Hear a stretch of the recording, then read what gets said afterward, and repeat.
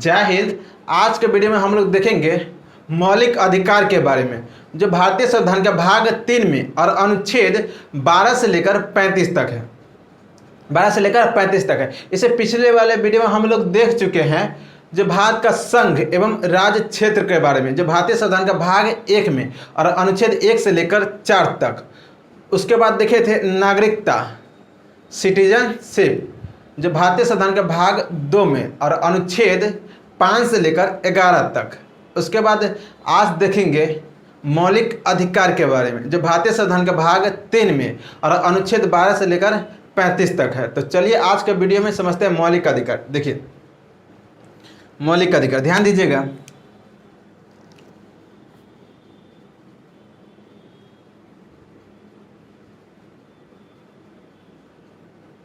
मौलिक अधिकार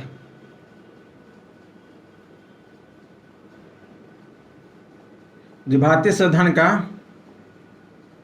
भाग 3 में और अनुच्छेद 12 से 35 के बीच इसका विवरण किया गया है। मौलिक अधिकार पूछा जाता है कहाँ से लिया गया है, तो यह अमेरिका के संविधान से लिया गया है। अमेरिका के संविधान से लिया गया है। अब याद किसे करेंगे, देखिए को रिलेट करके याद करके बता देते हैं। देखिए अ से अमेरिका होता है, अ से अधिकार होता है, यानी मौलिक अधिकार। अ से अमेरिका, अ से अधिकार, तो ऐसे कनेक्ट करके आप याद कर सकते हैं। तो कहाँ से लिया गया है, तो अमेरिका से लिया गया है। और भाग, देखिए भाग 3 में है, अ ऐसे लिखा था, अ से अधिकार ऐसे लिखा था। उसके बाद तब ऐसे करते हैं, तो इस ऐसे कनेक्ट करके अ से अमेरिका, तो भाग 3 में ऐसे कनेक्ट करके याद कर सकते हैं। और देखिए अनुच्छेद कैसे याद करेंगे, तो देखिए 1 और 2 कितने होते हैं, 3 होते हैं। और ख़त्म कहाँ तक होता है, 3 से 3 और 5। तो ये कनेक्ट करके आप याद कर सकते हैं। ऐसे कनेक्ट करके याद करने से आसानी से याद हो जाएगा। और देखिए मौलिक अधिकार, भारत में कोई भी व्यक्ति जन्म लेगा तो वो भारत का नागरिक होगा और उसे सब मौलिक अधिकार प्राप्त होगा। परंतु कंडीशन क्या है, जो विदेशी नागरिक होते हैं उसे 5 मौलिक अधिकार प्राप्त नहीं होता है। जो मित्र देश का विदेशी नागरिक होते हैं उनको अनुच्छेद कौन प्राप्त नहीं होता है, अनुच्छेद 15 प्राप्त नहीं होता है, अनुच्छेद 16, अनुच्छेद 19, अनुच्छेद 29, अनुच्छेद 30। ये जो विदेशी नागरिक होते हैं उन्हें ये मौलिक अधिकार प्राप्त नहीं होते। विदेशी नागरिक कौन हो गए, जैसे अमेरिका से अगर कोई लोग यहाँ बस गए भारत में, तो वो विदेशी नागरिक हो गए। चीन से आकर बस गए, रूस से आकर बस गए, ब्रिटेन से आकर बस, तो वो ये लोग विदेशी नागरिक हो गए। और जो शत्रु देश के विदेशी नागरिक होते हैं उन्हें 6 मौलिक अधिकार प्राप्त नहीं होता है। शत्रु देश का विदेशी नागरिक कौन हो गया, जैसे चीन हो गया, जिसके साथ भारत का युद्ध कभी न कभी हुआ हो, तो वो शत्रु देश के विदेशी नागरिक हो गए, तो उन्हें 6 मौलिक अधिकार प्राप्त नहीं होगा। कौन प्राप्त नहीं होगा, तो अनुच्छेद 15, अनुच्छेद 16, अनुच्छेद 19, अनुच्छेद 22, अनुच्छेद 29, अनुच्छेद 30। तो ये 6 मौलिक अधिकार जो शत्रु देश के विदेशी नागरिक होते हैं उन्हें प्राप्त नहीं होता है। अब देखिए जब मूल संविधान लागू हुआ था, तो इसको देखिए जब मूल संविधान लागू हुआ था तो उस टाइम में 7 मौलिक अधिकार हुआ करता था। 7 मौलिक अधिकार हुआ करता था, परंतु वर्तमान समय में 6 मौलिक अधिकार हैं। 6 मौलिक अधिकार है, यानी कि एक मौलिक अधिकार अनुच्छेद 31 में वर्णित संपत्ति के अधिकार को इसे प्रधानमंत्री मोरारजी देसाई के नेतृत्व वाली सरकार ने 44वां संविधान संशोधन 1978 के माध्यम से संपत्ति का अधिकार को मौलिक अधिकार के श्रेणी से हटा लिया गया और इसे अनुच्छेद 300 में शामिल कर दिया गया, जिसे वैधानिक विधि का अधिकार का दर्जा दिया गया है। तो पूछा जाता है जो एक मौलिक अधिकार कैसे हटा गया, तो 44वां संविधान संशोधन, ध्यान रखिएगा ये 44वां संविधान संशोधन 1978, 44वां संविधान संशोधन 1978 के माध्यम से संपत्ति के अधिकार को हटा लिया गया है। तो ये चीज़ याद रखिएगा। तो इससे क्वेश्चन क्या क्या बनता है, मौलिक अधिकार कहाँ से लिया गया है, तो अमेरिका के संविधान से लिया गया है। याद कैसे करेंगे, अ से अमेरिका, अ से अधिकार। और ये किस भाग में है, तो भाग 3 में है। और अनुच्छेद कहाँ से कहाँ तक है, तो अनुच्छेद 12 से लेकर 35 तक है। 12 से लेकर 35 तक इसका विवरण किया गया है। और मूल संविधान में 7 मौलिक अधिकार हुआ करता था, परंतु वर्तमान समय में 6 मौलिक अधिकार है। यानी कि एक मौलिक अधिकार 44वां संविधान संशोधन 1978 के माध्यम से संपत्ति के अधिकार को हटा लिया गया। तो ये चीज़ पूछा जाता है एग्जाम में, ये चीज़ ध्यान रखिएगा। तो चलिए आगे देखते हैं, जो 6 मौलिक अधिकार कौन कौन है वो देखते हैं। वर्तमान समय में जो 6 मौलिक अधिकार है उसके बारे में। मौलिक अधिकार,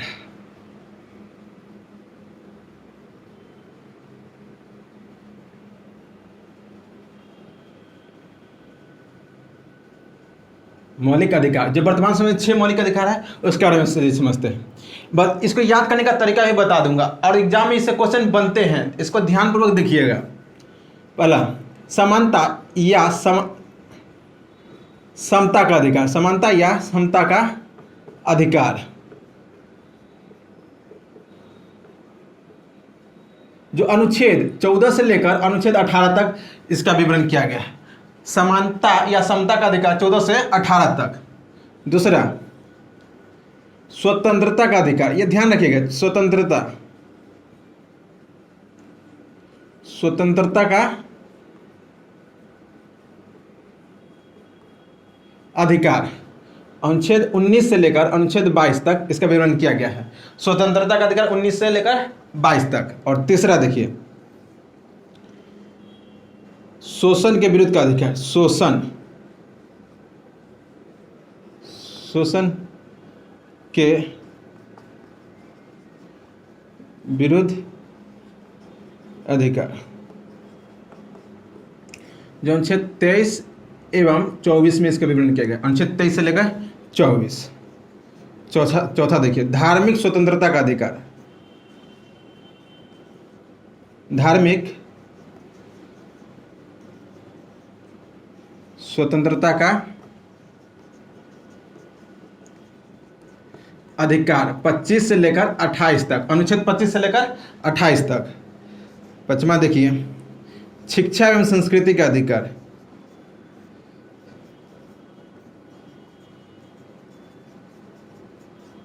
संस्कृति का अधिकार 29 एवं 30। और छठा देखिए, संवैधानिक उपचारों का अधिकार, संवैधानिक उपचारों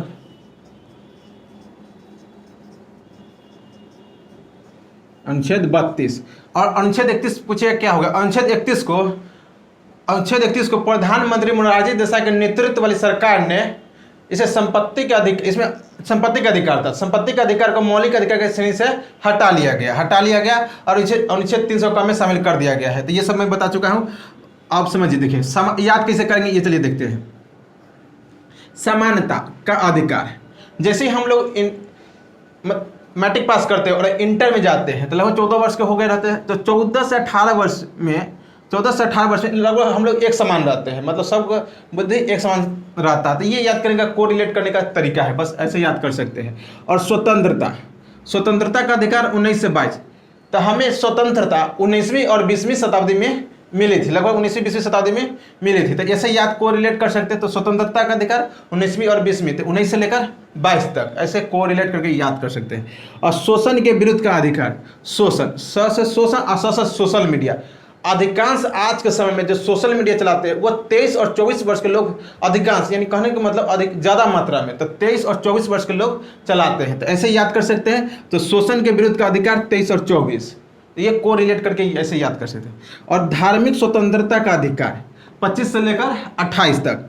और शिक्षा एवं संस्कृति का अधिकार, शिक्षा एवं संस्कृति, जिस व्यक्ति में शिक्षा और संस्कृति का गुण है तो वो काफ़ी उन्नति करता है, उसे उन्नति और उसे 29 और 23। और देखिए, असंवैधानिक उपचारों का अधिकार अनुच्छेद 32।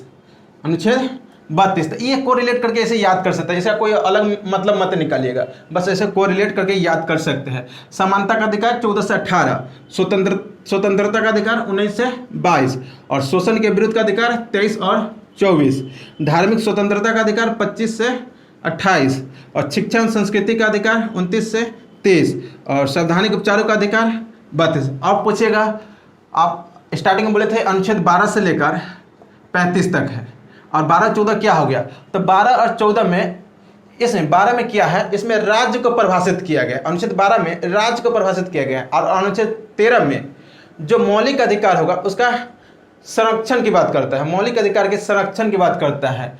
तो ये 12 और 13 में, चलिए एक एक करके सभी अनुच्छेद को समझते हैं। तो ये इसका स्क्रीनशॉट ले लीजिएगा और इसे याद करने का प्रयास करिएगा।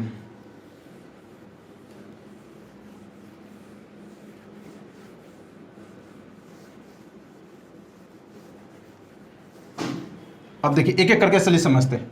अनुच्छेद 12 में जैसे बता दिया हूं, इसमें राज्य को परिभाषित किया गया है, यानी राज्य के अंतर्गत विधानमंडल, राज्य सरकार इसके अंतर्गत आएगा। और अनुच्छेद 13 में इसमें मौलिक अधिकार के संरक्षण की बात करता है। तो ये 13, चलिए समझते हैं 14 से लेकर 18 तक। अनुच्छेद 14 क्या कहता है, देखिए पहला देखिए अनुच्छेद 14 क्या कहता है। अनुच्छेद 14 कहता है विधि के समक्ष समानता, विधि के समक्ष समानता। विधि मतलब होता है कानून, यानी कानून की नजर में सभी व्यक्ति एक समान होंगे, कानून की नजर में सभी व्यक्ति एक समान होंगे। जैसे माता पिता की नजर में सभी बच्चे एक समान रहते हैं, तो उसी तरह इस अनुच्छेद 14 में कहा गया है विधि के समक्ष समानता, यानी कानून की नजर में सभी व्यक्ति एक समान होंगे। और देखिए अनुच्छेद 15 क्या कहता है,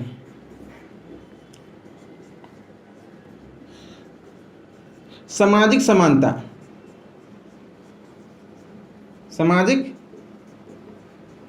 समानता। इस अनुच्छेद के अंतर्गत धर्म, मूल, लिंग, जाति आधार पर कोई भी भेदभाव नहीं किया जाएगा, यानी कानून की नज़र में, यानी समाज में सही व्यक्ति को एक समान रखा जाएगा, एक समान रखा जाएगा। यानी कि धर्म के आधार पर, पहले क्या होता था, धर्म के आधार पर लड़ने लगता था, मूल के आधार पर, लिंग के आधार पर, लिंग मतलब स्त्री पुरुष, और जाति, जाति के आधार पर लोग एक दूसरे से लड़ने लगता, यानी सामाजिक समानता, यानी कानून समाज में सामाजिक समानता रखेगा। और देखिए अनुच्छेद 16 क्या कहता है, अफसर की समानता, अफसर की समानता, अफसर की समानता, यानी देखिए इसमें नियुक्ति या नियोजन में सही व्यक्ति को एक समान अवसर मिलेगा। जैसे कोई भी वैकेंसी निकलता है नौकरी के लिए, कोई वैकेंसी निकलता है नौकरी के लिए, इसमें सही व्यक्ति को एक समान अवसर मिलेगा। पर अपवाद में क्या है, SC, ST और OBC को कुछ आरक्षण मिलता है। तो इसमें आरक्षण की बात की, आरक्षण है तो ये भारत सरकार का काम है और ये उसके काम है, तो ये चर्चा करेंगे तो लंबा हो जाएगा। इसलिए इसमें अवसर की समानता, नियुक्ति या नियोजन में सभी व्यक्ति को एक समान अवसर मिलेगा, नियुक्ति या नियोजन में। जैसे नौकरी का कोई भी वैकेंसी निकलता है तो इसमें सभी व्यक्ति को एक समान नियुक्ति किया जाएगा। अब बाद में SC, ST, OBC है। और चलिए नेक्स्ट देखते हैं अनुच्छेद 17। तो ये हम उम्मीद कर दिए समझ गए हैं। अनुच्छेद 14 में क्या है, तो अनुच्छेद विधि के समक्ष समानता, विधि के समक्ष समानता, यानी कानून की नज़र में सभी व्यक्ति एक समान होंगे। अनुच्छेद 15 में क्या है, सामाजिक समानता, यानी धर्म, मूल, लिंग, जाति के आधार पर सामाजिक समानता स्थापित करेगा। अनुच्छेद 16 में क्या है, अवसर की समानता, नियुक्ति या नियोजन में सभी व्यक्ति को एक समान अवसर मिलेगा। अब चलिए नेक्स्ट देखते हैं अनुच्छेद 17। अनुच्छेद 17 काफ़ी महत्वपूर्ण है, इसलिए महत्वपूर्ण है क्योंकि एग्जाम में बहुत बार पूछा गया है, बहुत बार पूछा गया है। देखिए अनुच्छेद 17, अस्पृश्यता का अंत, अस्पृश्यता का अंत। इसमें छुआछूत की भावना को समाप्त किया गया है, यानी अनुच्छेद 17 में अस्पृश्यता मतलब छुआछूत की भावना को समाप्त किया गया है। और नेक्स्ट देखिए अनुच्छेद 18, अनुच्छेद 18, इसमें उपाधियों का अंत, उपाधियों का अंत, यानी कोई भी उपाधि बिना राष्ट्रपति की अनुमति से, बिना राष्ट्रपति की अनुमति से कोई भी व्यक्ति कोई भी उपाधि नहीं लेगा। पहले क्या क्या होता था, जैसे नाइटहुड की उपाधि, राजा की उपाधि, सर की उपाधि, ये ब्रिटिश सरकार द्वारा दिया जाता था। तो इस अनुच्छेद में यही कहा गया है, कोई भी व्यक्ति बिना राष्ट्रपति की अनुमति से कोई भी उपाधि नहीं लेगा। और अनुच्छेद 18 के अंतर्गत ही भारत सरकार भारत रत्न, पद्म भूषण, पद्म विभूषण,